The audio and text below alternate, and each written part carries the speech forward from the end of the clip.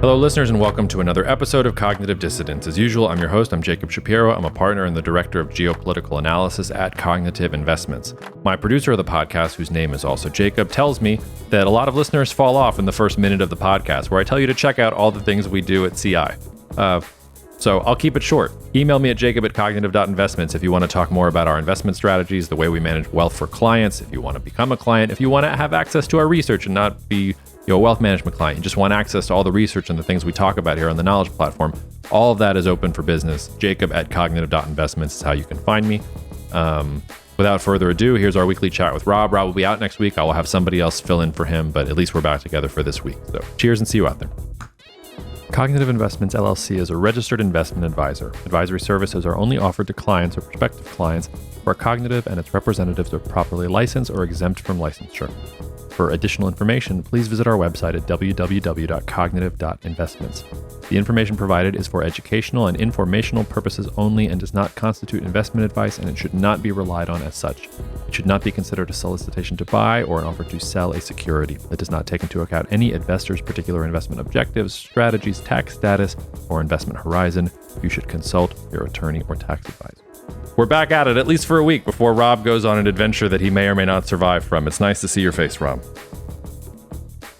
Yeah, nice to see you too, after your break.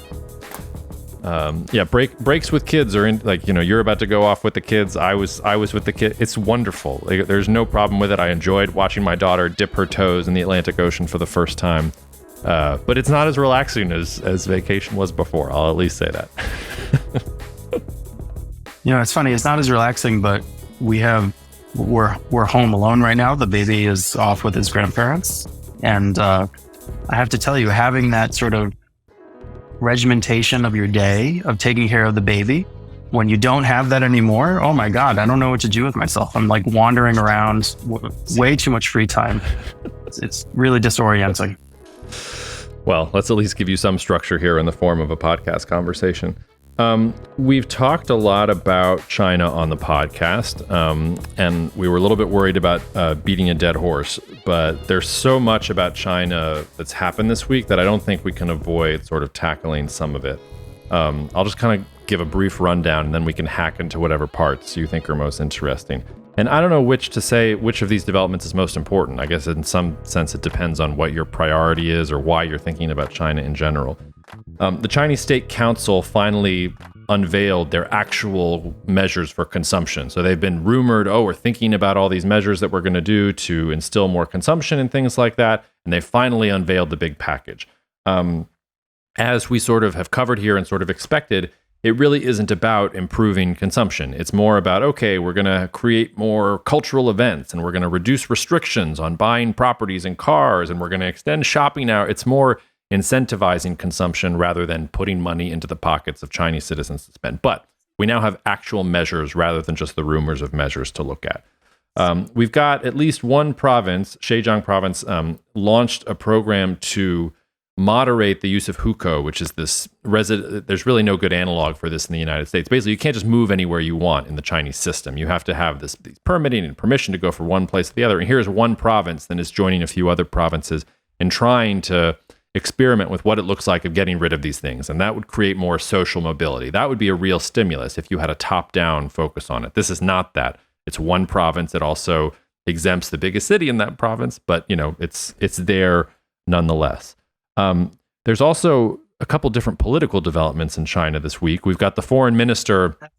He doesn't have health issues, apparently. He is now being digitally purged, politically purged from the party. Xi Jinping's handpicked foreign minister, gone. Wang Yi, the former foreign minister, is back in. At the same time, the commander of the rocket force, which the rocket force is important in China's military. They control the nuclear weapons. It's also, if you were ever going to get into a fight with the United States in the South China Sea, all the area denial and all the rockets that need to be shot at U.S. naval assets in the South China Sea. It's an important part of China's military branches, even if it's not one of the Army, Air Force, Navy, the big three. Anyway, commander of the rocket force gone, under investigation for corruption. They brought in a former naval top officer and somebody who was associated with the Air Force to run the rocket force itself.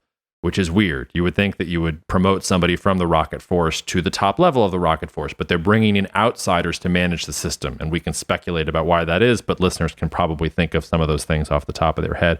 And then the last bit that I'll sort of lead off with what's happening this week is there are reports that Huawei is back from the dead, and that Huawei, along with SMIC, is going to be making its own chips, and that they will return to smartphone production and markets maybe as soon as the end of 2024. It's not going to be cutting-edge chips, so SMIC seems to be thinking it can make, using 7 nanometer process. The cutting edge for TSMC is 3 to 4 nanometer process. But Huawei has gone from being completely kneecapped by the U.S. trade war and U.S. sanctions. Huawei was the first real target of the Trump administration to suddenly signs of life from this Chinese tech company, which also has a host of things that we can talk about too. So those were the things that struck my attention. Is there anything else you want to add to the plate, Rob, or do you just want to dive into some or all of those developments? There are a few other little news items, but I think we can work them into some of the bigger themes emerging from what you're pointing out. Like, what do you listed a lot of things there, but what is your takeaway from, how do you connect the dots with a lot of those elements, do you think? Well, it's not one story, I think. So the thing that disturbs me the most is the rocket force and the foreign minister stuff, because we really, I have said for it's been years where I've been saying Xi Jinping is in control of the Chinese Communist Party. There are no rivals. He's the paramount leader. He wants to be the paramount leader because he has to do all these politically controversial and unpopular things in the economy. This is really the first time since that stock market collapse in 2015, 2016, that we've seen what I would describe, I can't say that they're challenges to Xi Jinping, but the first evidence of maybe Xi isn't as in control as we think. Because if he's moving against corruption in the rocket force, that means, okay, I don't feel completely good about the reforms in the military and about the loyalty there. I handpicked this dude to be my foreign minister. 7 months later or whatever it is, he's got to go. We got to bring in the predecessor. So it's one of the first real signals I've seen, not just the speculation that's been out there for years, but real signal that maybe Xi is not as comfortable as we think he is, and maybe he has more house clearing to do. So that to me is the overall big picture thing. I think that does tie in to the state council announcements and the economic announcements about how they're going to try and stimulate consumption, because to my point, I'm expecting bigger and badder than this. And if he's now worried about what's going on in the rocket force, so he can't focus on, hey, I need to take money away from these wealthy coastal elites or from these, provincial bureaucrats and get it into the pockets of these, poor Chinese citizens so that they spend more. Like, if he's not focusing on that and he's having to focus on these other things, that is also a very bad sign and cuts against some of the optimism I've had as a foil to your pessimism on the podcast for months. The last bit, though, to me, and is sort of China succeeding in spite of itself. And this is, I think the Huawei thing is actually very important as well, because we can talk about all the top-down and the geopolitical machinations in U.S.-China relations and things like that. But despite all of it, Huawei is showing that apparently it can innovate even out of the U.S.-China trade war. And I think the real disturbing thing for the United States is that the United States has gone after China in a very meaningful way, and it's done serious damage to China's attempt to be more productive and to have tech sovereignty and to move up the value chain, all these other things. But even with all the problems we just talked about, Huawei is showing you that Chinese companies can innovate their way out of it. And that, yes, you can cut them down for a little while, and maybe you can even prevent them from getting to the cutting edge, but you can't keep them down indefinitely. And not only that, by going after Huawei the way that you did, you've actually now created a more self-sufficient company that now is not as vulnerable to some of the things that you used before. So that U.S. leverage slowly starting to weaken because it was used to kind of go after China. And it doesn't seem to me that the United States, yes, it weakened Huawei for a couple of years. Is there a U.S. 5G champion now that can take up the mantle? No. Huawei is going to beat to getting back to where it was before versus the U.S. having a 5G champion to kind of rise up. So in the realm of tech competition, I think that's one place where it's the only real positive development in the week's events for China from that point of view. So that's how I would kind of weave all of that together. Yeah, no, I think that's right. Probably the events of the last few weeks are pretty thesis supporting if you're pessimistic on China, like I have been. Just to step back and get away from the day-to-day, Because you see this all the time. Oh, stimulus, and they're going to promote consumption, and how are they going to do it? And they're going to announce this, they're going to announce that. And I always find it helpful to try to orient yourself based on sort of models or historical patterns. Like when we're doing short selling or longs or any kind of investment, like it's always good to have that kind of base rate. Like what's happened in the past when companies have tried to do this, when you've seen this sort of psychological setup in markets or what have you. And the same goes for this very, very big picture stuff.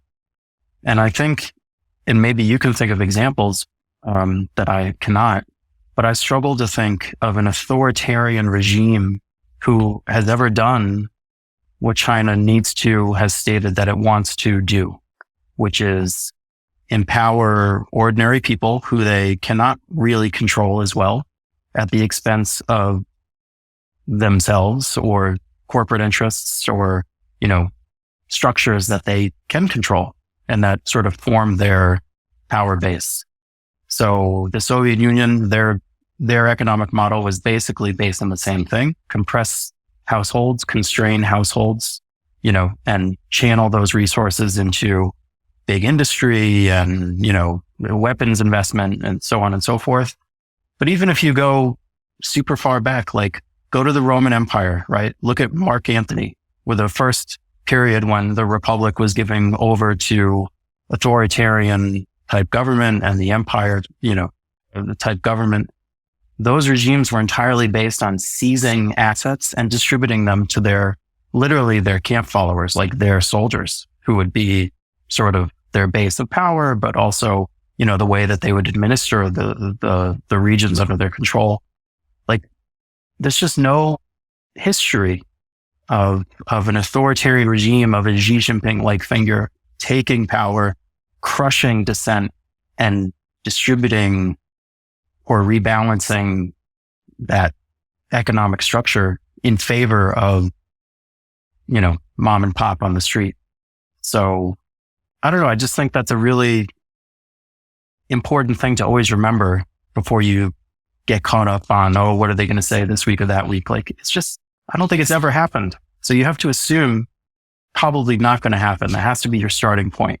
Does that convince you, or what do you think? I mean, you've given me some homework to do about history in general. And just because something hasn't happened in the past doesn't mean it's not going to happen in the future. But sure, I take your point.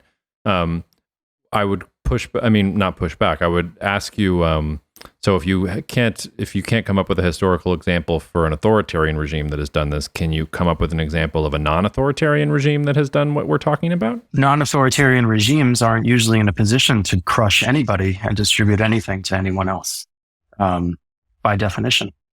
Well, now I'm like thinking about like the United States in the early 1900s and trust busting, and eventually goes to FDR, which really is a revolution in terms of how the United States deals with, extremely wealthy entrepreneurs or monopolistic companies or things like that. I mean, I'm sure I could find other examples where you have a government that steps in because they don't want companies or individuals to be too powerful in the system and redistribute wealth along those lines. Yeah, I guess so. But I think you have to think of it in terms of like what forms the power base of the regime, right? Most regimes have some kind of group that support them, right? And with authoritarian regimes, it's usually very narrow, or relatively narrow, because that's how they be authoritarian, right? So when you've built up that structure based on that narrow base, it's very difficult to undercut the narrow base in order to make a necessary rebalancing, I guess is what I would say. Yeah. I mean, but yeah, just, I'm going. No, go ahead. Go. I was just going to say, I don't want to get too theoretical here, but let's bring it back to like this week's news, right? So if your base case has to be, they're not going to do this in the end, or they'll make some show of doing it, but in the end, they just won't be able to do it. I think the last 2 weeks have given some support to that, because the two things that I see on my list of interesting little data points is, number one, apparently the South China Morning Post ran a piece saying that within kind of the media in China or within government circles, there's this thing going around that they tried this consumption voucher program. And I didn't write down which city it was in. But in one of the cities, they tried consumption vouchers where they were trying to channel consumption into very specific, areas of the services economy. And it was sort of a fiasco. Like, it didn't work. And the thrust of the article was that now that that's been discredited, like, everyone says, okay, well, that's not going to work. We're not going to do that. We're not going to give direct transfers of any kind. And I find that really interesting, because that's just a little pilot. Apparently it was very small scale, but the fact that this is being taken to as a reason to draw that big conclusion shows you where the biases lie, I think, first of all. And the other thing that catches my eye is, apparently I was reading, there's rumors going around that people around Xi Jinping are very vocal and very hopeful that sort of the new economy will grow enough where it will, grow them out of their problems. So you mentioned Huawei, IT, that whole thing. And that, okay, well, we don't have to worry about imbalances and local government debt imbalances in the property market, the treadmill to hell, all this stuff we've been talking about, because the new economy is going to grow us out. And that's just, it's very predictable. Like, that's what they always say, or they always hope for. And just mathematically, it's just not going to happen. But it's yet another data point showing, like, there's just no impetus to do this thing that they need to do, if that makes sense. No, it is. I mean, I think there's impetus. There's not the political will yet. And that, to me, is why, in some ways, the most important developments of the week are not the interminable, consumption, not consumption, this, that, or the other thing. Like you said, it's a treadmill, and the treadmill could go on for years. What was really shocking to me about this week is, okay, now we're talking about corruption at the top levels of Chinese military forces. Now we're talking about top Chinese, officials being disappeared online, and we have no idea where they are, or no idea, who's pulling the strings here. She has, I think, very intentionally tried not to take pages from the Maoist playbook, in part because his family suffered from the Maoist playbook. He wanted to maintain stability. He wanted people to know that it was rule of law. It was authoritarianism, not just chaos for chaos's sake. And this week, maybe it's just a blip. Maybe the foreign minister ran off and had some affair with a TV presenter, like the rumors are correct. And maybe the rocket force thing was just, one bad apple, and he's just shuffling some deck chairs and everything will be fine. But to me, it's that political, if you start to knock out the political support, any optimism that I've had starts to come apart. And we go from, hey, is this the lost decade for the Chinese economy, to what does the future of the Chinese Communist Party look like? There is no successor for Xi Jinping. Is the emperor actually losing control rather than strengthening control and centralizing power? So I don't want to make too much out of it, because so much of it is internal, what is peakinology? Is that the word that we'd have to use? Like, we're reading tea leaves here. I have no strong evidence, but for the first time, I'm sort of looking at it and feeling a little less sure of what Xi Jinping's position is, and that's bad news, I think, for China going forward. And yeah, I mean, exactly to your point, like the task that is in front of China is in some ways impossible. They have to keep the current system going while shifting to a different system. Like, I don't envy them, but the one silver lining here, and I want to present this as like ancient Chinese wisdom, but it's really just what we would say back home. Like, you can bring a horse to water, you can't make it drink. So all Xi Jinping can do is bring the horse to water. He's not going to be able to force consumption, and he has to create a political system in which people feel comfortable consuming. And whether that's money in their pockets, whether that's cultural changes so that they don't feel like they have to hoard money in case there's some kind of crisis from the top down, I'm not sure. But like, ultimately, we're talking about a psychological moment here that he's trying to bring the Chinese consumer to, and there's nothing you can really do. The Chinese consumer is just going to have to do that themselves, just like Huawei is doing what it's doing itself. It's not because the Chinese government came down from on high and told them to do it. So, Yeah, it's a matter of bringing the horse to water, but also the horse needs a few dollars in his pockets because the horse has, consumer debt that's now approaching 60% of GDP, which is actually quite high for an economy like of China's stage. As we've shown in the United States, you don't necessarily need dollars in your pocket to spend dollars. There's not a spending impulse there. It's a completely different worldview. In part because you've remarked about how amazing the last couple of decades are from a Chinese individual's point of view, the level of progress that China has made in general. But if you look back at China's history since 1950, it's a story of tumult and revolution and chaos, and a new regime comes in and a new regime comes out, and there's Tiananmen, and then it's crushed. And when you actually take the 100-year view, there's no reason to be particularly confident about the stability of the regime or being able to depend on what's coming down from the top down. So you have an impulse there where you don't spend, you save, so that in times of chaos, you actually have something you could fall back on. The whole emphasis on the real estate and property market is part of this. Rather than going out and spending and buying things, I want a third property or a fourth property because I want to hold the value of whatever wealth that I have and try and protect it as much as possible. So there is a psychological shift that has to happen. And that's, in some ways, the new economy. Yes, they want to outgrow the problem, but the new economy is also a way, I think, to try and shift psychologically a little bit the way things are going. It's no, think about entrepreneurialism, think about artificial intelligence, empower yourself, go do things, be part of this new glittering future and dream for China in general. And I just, I hate to come back to it, but it's just, I've thought of Xi Jinping as a fairly popular figure in China, where most of the masses see him as cracking down on corruption, on trying to right some of these wrongs, on trying to create opportunity.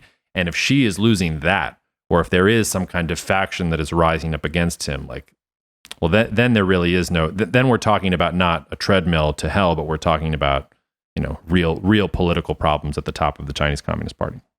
I wonder, and I suspect that a more likely outcome in the next 18 months is that they do turn back to the old ways. And the reason why I suspect that is, or just like you said, these are worrying signs in the last week about his grasp of power or any signs of things coming loose.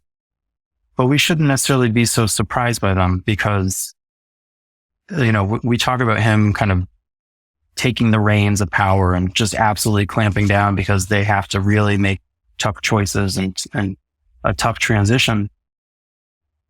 Again, historically, that's when it's the hardest to clamp down. That's when it's the hardest to consolidate and centralize power. It's easy to centralize power around a figure when there's goodies to distribute and you control the goodies and everyone, is revolving around you like the sun because things are going well and there's growth and there's surplus to be given out to the people who are in favor. When it's distributing cost, which is essentially the part of the cycle where they are now, that's a much harder proposition because then you're distributing, okay, you have to take the hit and you don't. And that naturally leads to, people trying to defend their goodie grabbing positions that they had before. So the outlook is not good, no matter how you slice it. So just rounding to my original point, I wouldn't be surprised if they try to get the goodie train going again, even if it's totally unsustainable and people recognize that it's unsustainable just out of a little bit of panic. And if they were to do that, I think that would be a sign that things are really not good. Let's maybe move on to other parts of the world. A big development here. So another country that we've been following pretty closely here on the podcast and that others are finally joining us and following is Brazil.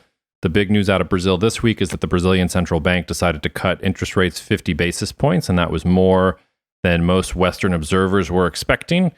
And I know that you had some things you wanted to say about that, Rob, because you think that the media is framing this wrong. I'm shocked to see that the media is framing something wrong about Brazil. Nothing huge, just the narrative that I saw in the media was, oh, Brazil was leading the US into rate increases, and now they're going to lead the US into rate cuts.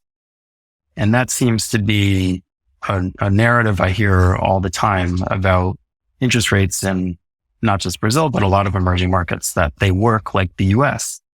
And it's just not the right way to think about it. Brazil cutting interest rates is not a sign that the economy is rolling over. It's not a sign that they're trying to stimulate. It's sort of an all clear sign. It works in the opposite way from the Fed. When things are bad in Brazil, they raise rates because capital historically has fled the country.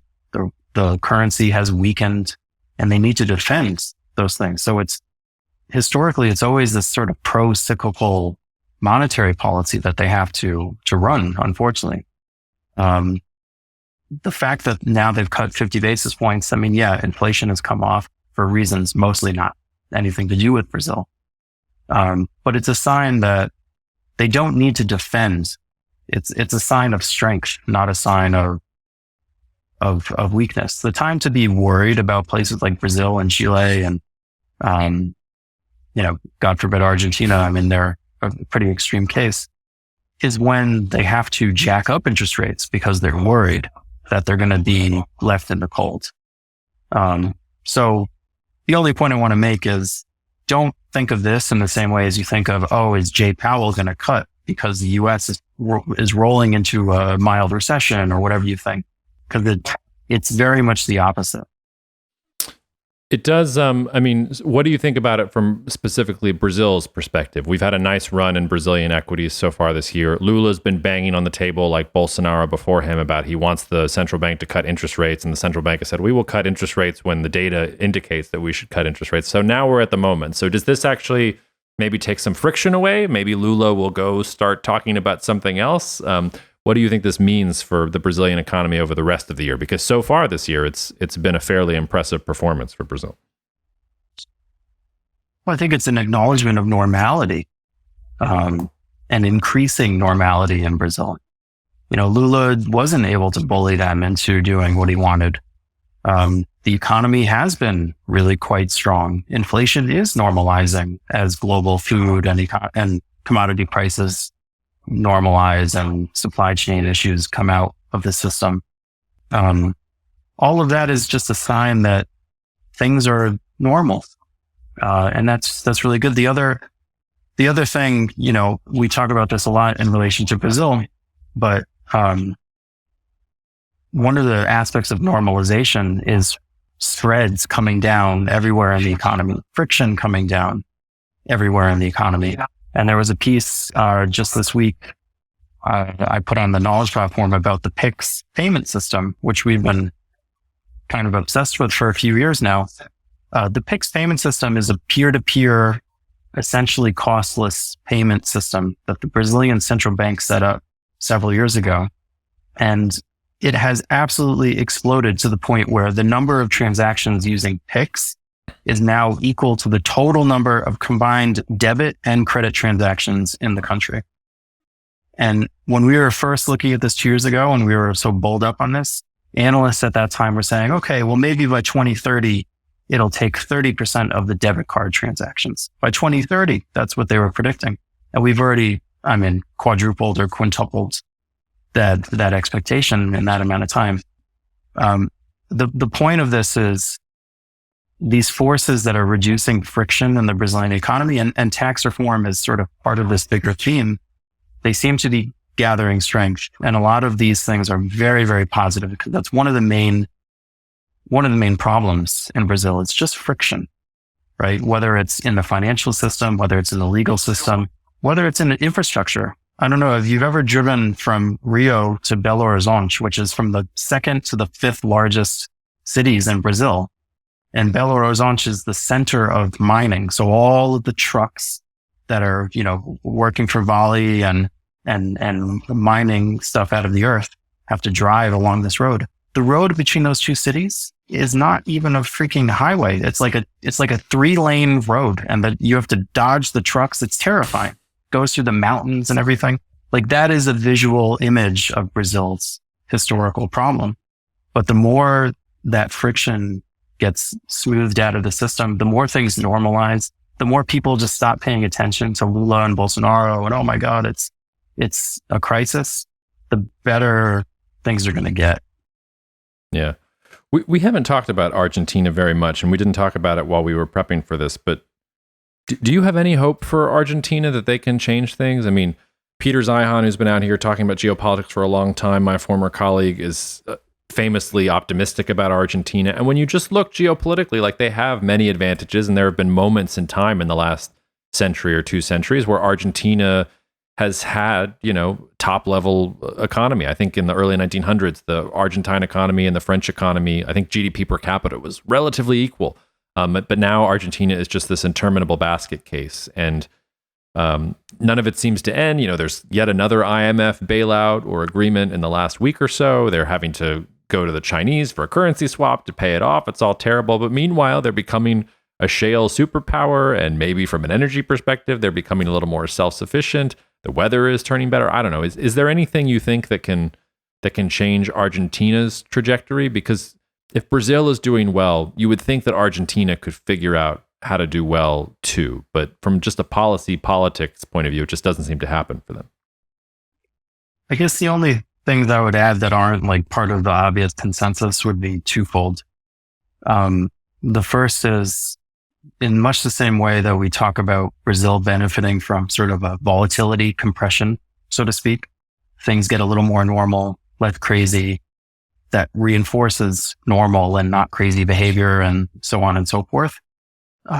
Argentina is almost stuck in the opposite, I think. Things are just always a basket case there. And the more that that's the case, the more people behave like things are crazy and unpredictable. And that's just not good for economic development and for just functioning until you get some kind of circuit breaker, until you have some kind of event.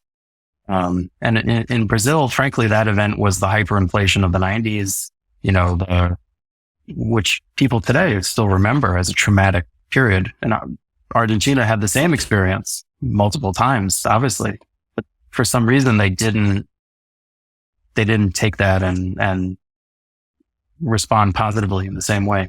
So that's the negative take. But the positive take is, we've talked about sort of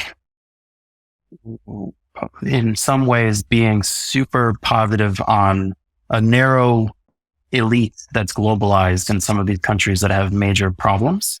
So in part, like as business goes global, as especially technology goes global, and you have people who are in these sectors, someone who lives in Bogota who's interacting with someone on Twitter or online and learning and having real connections and Zooming with them. They may be in Cambridge, Massachusetts or Silicon Valley or London or whatever. Argentina is really well placed for that. And you can see, like, Argentina has a shockingly high number of very, very successful internet companies based out of Buenos Aires. They have Mercado Libre is based there. They have Despegar is based there, which is our biggest position in one of our strategies right now. So we're talking our own book. There's a lot of very successful companies that have emerged and have really grown. So I think, to offset some of the negativity on the broader Argentine situation, which I think most people kind of get, that seems really positive for them. Whatever they're doing, that slice of their economy, that slice of their society is thriving amidst chaos. Speaking of, well, it's not really chaos anymore, but I thought we would also check in on another one of our hobby horses, which is Turkey. There's a lot to say about Turkey in general, but what I wanted to bring up here is that we talked about monetary policy normalization, and President Erdogan continues to take steps down that road. So, they've raised interest rates 900 basis points in the last 2 months. That's less than some people wanted, but it's exactly what they telegraphed. So I put more stock in the fact that they've done what they said they were going to do, rather than it isn't as high as the Bloomberg guys want it to be.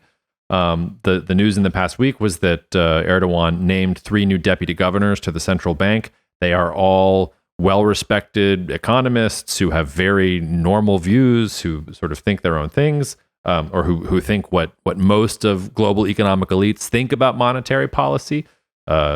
Rational orthodox thinkers, I think, is the sort of code words for all this. Meanwhile, the Turkish central bank actually raised its inflation forecast to almost 60% by year end. So it was 38% in June. A lot of that is base effect, going from last year to this year. But they're saying there's actually going to be more inflation now going forward.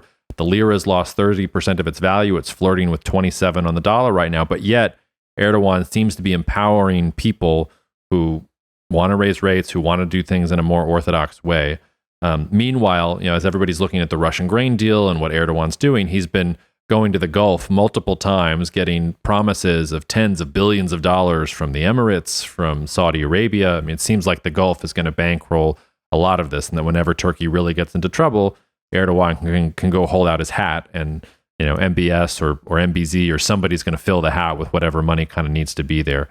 The Economist coined this as, I don't even know how to pronounce this, Erdoganomics. They must be thinking the G can be pronounceable, because you can't really. But anyway, they're talking about it spreading across the world. And of course, the Economist is deeply concerned that this is what is happening. But I wanted to give you a chance to riff on what we're seeing with Turkey and where you things go from here, because I think there's still a lot of skeptics about Turkey who think that Erdogan is just going to, he's tried this before and he's just going to cut and run and fire all these guys eventually. But it looks like it has more legs to me. And you've also been getting some more foreign investor interest in Turkish stocks, whereas foreigners had kind of run to the exits. There are, we're not completely alone now. People are starting to look at Turkish equities and Turkish companies and saying, this is undervalued. Oh, well, if this is a normal monetary environment, maybe things are going to be okay. So just kind of wanted to set you up to talk about that. So I would classify what they've done so far as kind of a counter trend rally, so to speak. So they're trending in a very independent, kooky Erdoganomics direction, and they have been for some time. And they've made a bit of a course correction. So they brought in more orthodox figures. They've raised rates, as you pointed out. Part of the reason why the inflation is reaccelerating is because they've implemented some new taxes to try to shore up some of their fiscal situation, which was not good. So they're doing what the Economist magazine would love to see. And at some level, that's good. But I was thinking about Turkey the other day, and I worry a little bit, because if you look at Turkey's history, the times when they've sort of been under the thumb of the West has always been the times when they've done the worst. And I don't think that's what's happening now. I think it's a counter trend rally. I think he's making a little course correction to get away from some of the real, excesses, but he's not going to fundamentally, do things because the West wants him to, or because Wall Street, or because, Goldman Sachs is writing a nice report about them and, everyone should go and buy Turkish stocks. If they start doing that, then I'll be much more negative on Turkey. Because I think they need to really run their own path in order to be successful.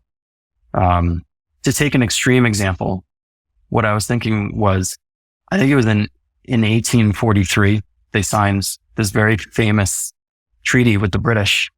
And prior to that, they had inflation problems, fiscal problems, after the Napoleonic Wars, all these problems, right?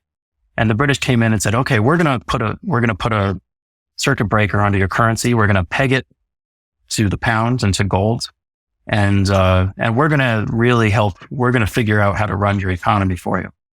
And the resulting 100 years were just a complete disaster for them. And they, cut off their nose to spite their face.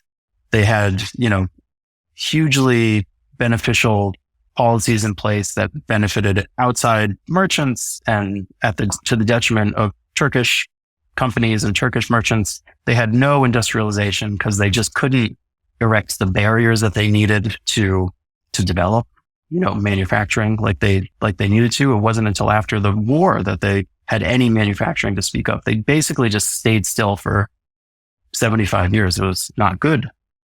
And I don't want to draw too much from one historical period, but you see this kind of many times in Turkish history where when they do too much stuff to please the Europeans or the Americans, it doesn't usually go well, or it's coming from a position of real weakness and it doesn't have good outcomes. So this is a long-winded way of saying it's probably good what they've done so far, but if they start talking about, we're going to eliminate our budget deficit and we're going to pay down our debt and we're going to crank up real interest rates because we're going to defend the currency because we want to get into the EU and they start, bringing in the Western educated bankers, like that would be a little deflating for my bullish thesis on Turkey, at least.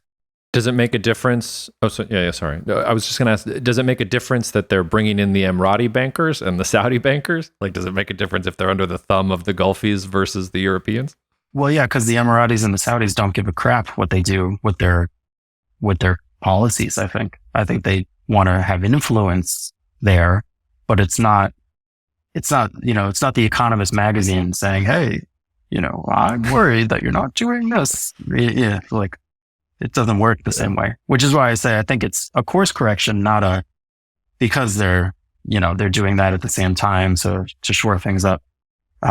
So the assumption is they're not doing that. But if they were to do that, I'm still very bullish on Turkey because I think it is just a course correction. But if they were to really clamp down on things to please us, people like us, that would not be good. But the thing I wanted to ask you is, they're kind of making nice with the West and talking about the EU and, why don't we start accession talks again? And, bringing in the First Republic CFO to be the central bank chief and, all this stuff. We talked about the multipolar thesis a lot. And, you've written a lot recently about India sort of making eyes at the US and really, playing nice. And does that call into question your views of India as sort of a separate sphere of influence, that's going to run a very independent course, et cetera, et cetera?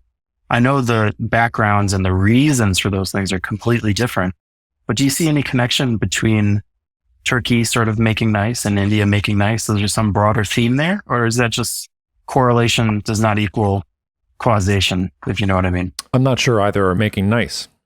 Turkey doesn't seem to me as making nice at all. They've gotten concessions out of every single step of what they wanted here. As our friend Emre, who's been on the podcast before, told me, like, it's not about joining the EU. It's about visas and that kind of thing. Customs union, like there are actual issues that they want, and the EU thing is just what you use to sort of talk about it. For the price of Sweden's accession to NATO, Erdogan gets to look strong. He gets back into the F-16 program. He gets all sorts of things. And that confidence from the West probably helped buttress the lira a little bit too. And I think to your point, I mean, the reason I was so confident he was going to do a course correction in the first place was because he was simply out of money. Like Turkey had no more money left. So they were going to have to do something. Otherwise, they were going to become the Argentina of the Middle East. India's a little different.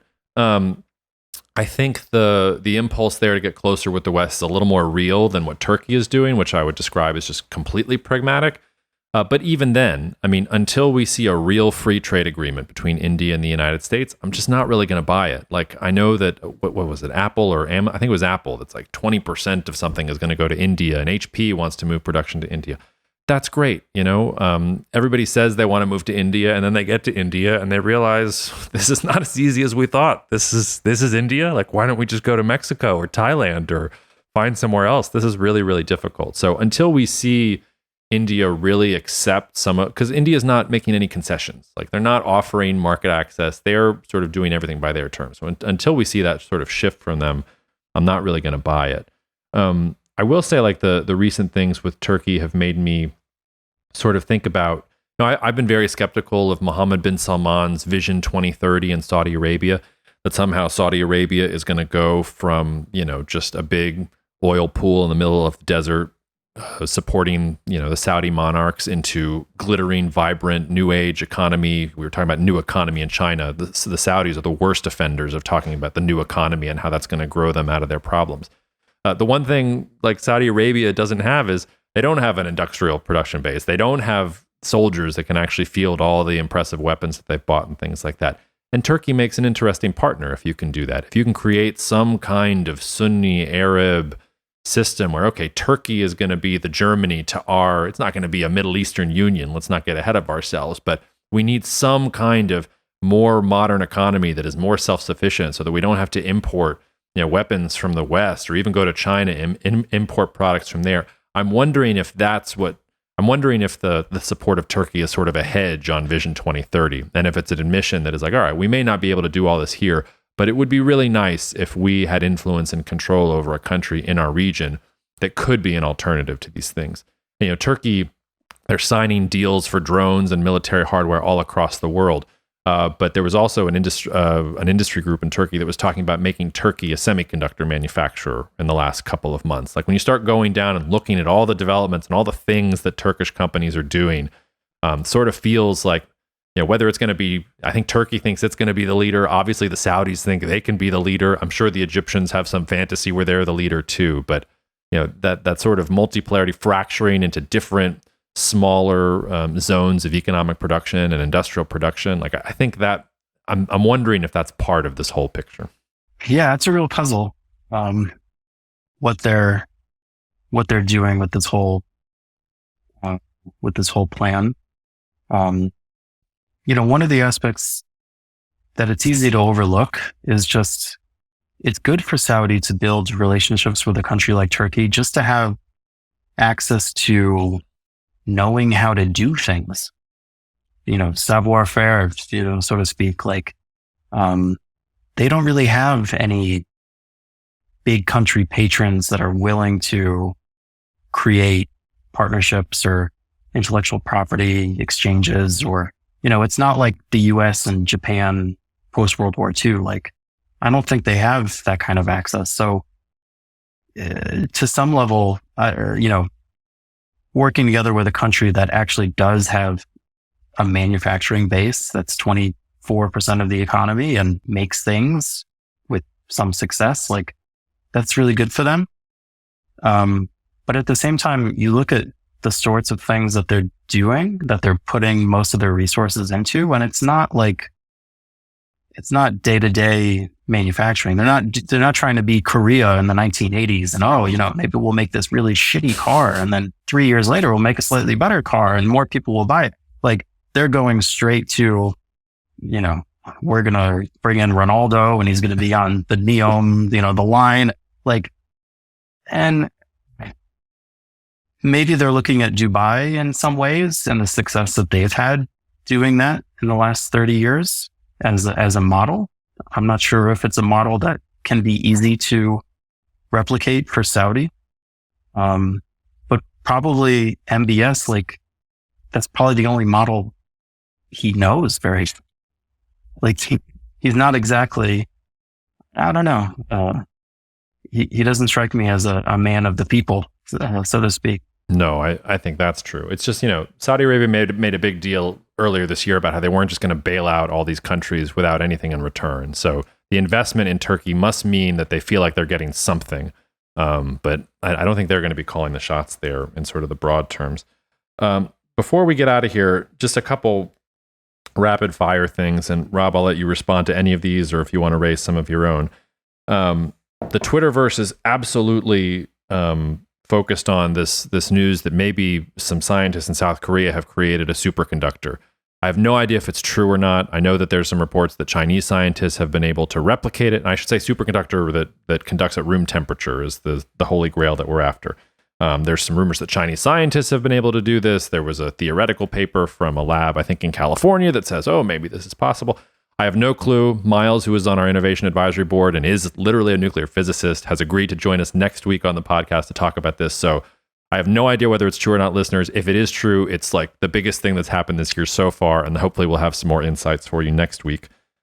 We didn't talk at all about the coup in Niger and the craziness in West Africa because I've got two different podcast guests, one on the security situation, one on the political situation that is going to come on next week. So I don't want you to think we're ignoring it. Like, we are actually very, very focused on Niger. I think we've been ahead of the pack on this podcast, talking about the Sahel and all of the instability there and what that means, both from a regional perspective and the migration quotas that I think we're gonna see as a result of all this instability. So that's on our minds too.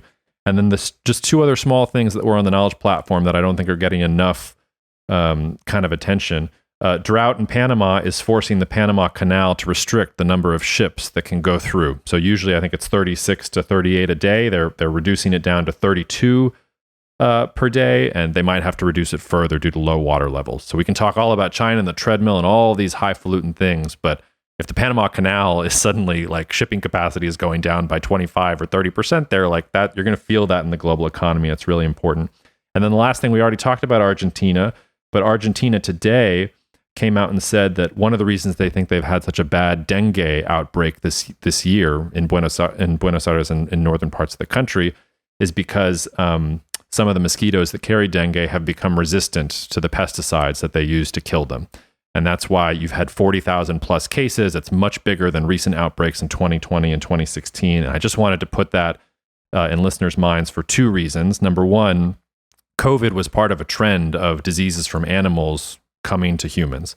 And whether it's mosquito-borne diseases or zoonotic diseases where you jump from bats or whatever to humans and things like that, like don't think that it was COVID and then we're done sort of thing. We're seeing this sort of stuff happen all over the world. And the second point is major opportunity for biotech companies. If you can figure out a dengue vaccine, or maybe you need a new pesticide, I don't know, like out of problems comes disruption. But maybe those companies in Buenos Aires will think twice if suddenly you're going to have to dodge a dengue if you're tangoing through the streets of Buenos Aires. So those were just some of the things that are on the knowledge platform this week that I wanted to at least call out before we closed here. Anything on your mind, Rob, or anything you want to pick at before we say goodbye? No, I think you hit all of it. The Panama Canal thing is interesting and unfortunate because the West Coast, like this is a longer trend where volumes of shipping have been moving to the East Coast and away from the West Coast because Long Beach and Los Angeles, they just can't physically handle more stuff. And there's been port strikes and labor issues and they can't build enough infrastructure and it's very difficult to move things from the West across the desert, across, the Great Plains to the population centers in the East.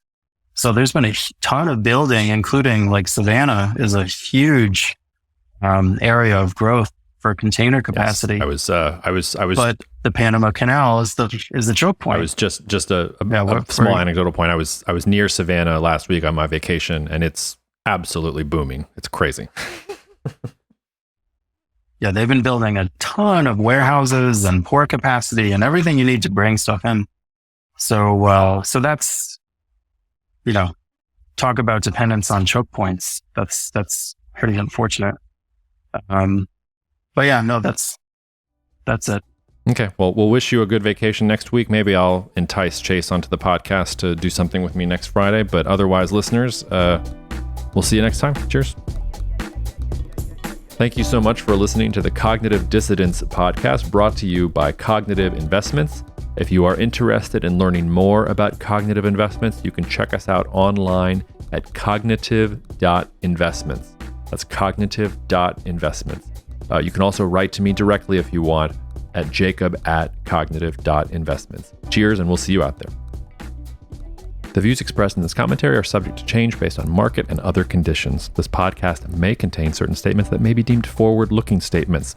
Please note that any such statements are not guarantees of any future performance, and actual results or developments may differ materially from those projected. Any projections, market outlooks, or estimates are based upon certain assumptions and should not be construed as indicative of actual events that will occur.